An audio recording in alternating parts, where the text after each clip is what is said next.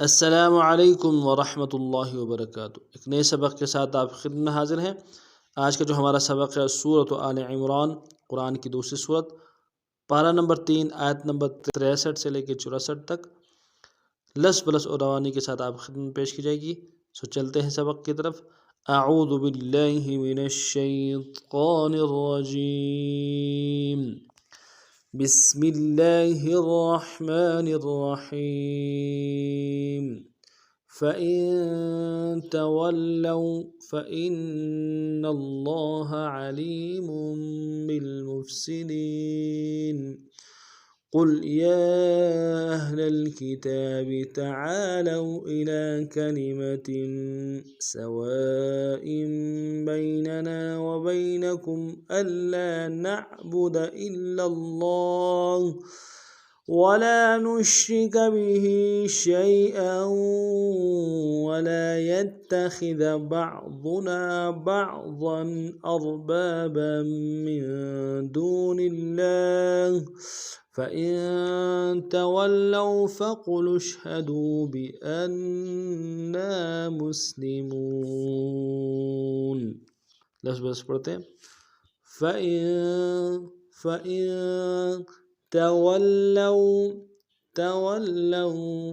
फ़इन्नल्लाह अलीमुम बिलमुफ़्सिदीन। फ़इन्नल्लाह अलीमुम बिलमुफ़्सिदीन। फ़इन तवल्लौ फ़इन्नल्लाह अलीमुम बिलमुफ़्सिदीन। क़ुल या अहलल किताबि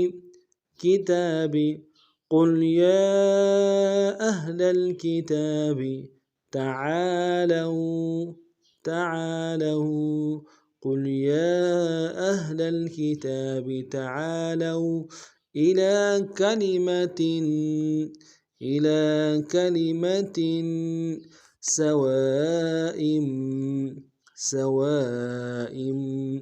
إلى كلمة سواء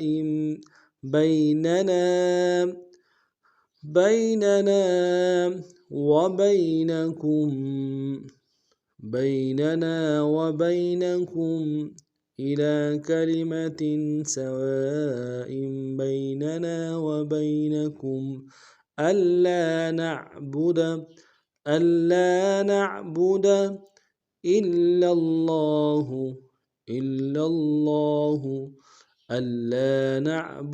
إلا الله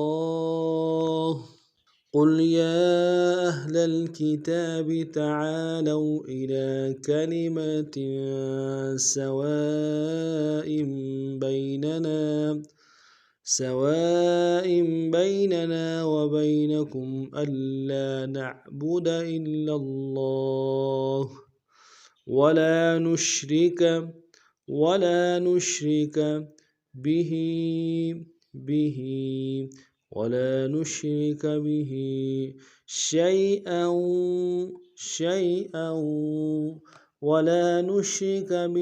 شيئا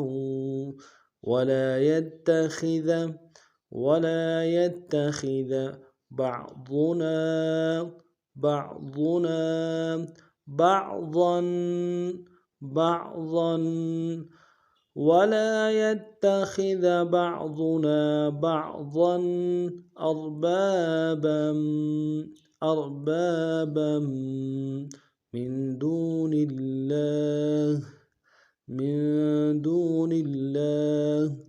أربابا من دون الله ولا نشرك به شيئا ولا يتخذ بعضنا بعضا أربابا من دون الله فإن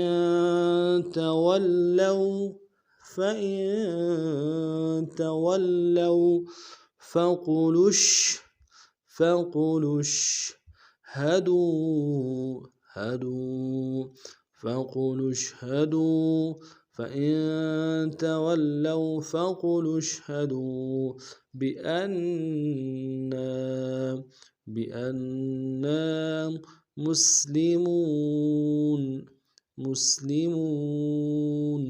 بأننا مسلمون فإن تولوا فقل اشهدوا بأننا مسلمون. अब पूरे सबक को रवा पढ़ते हैं।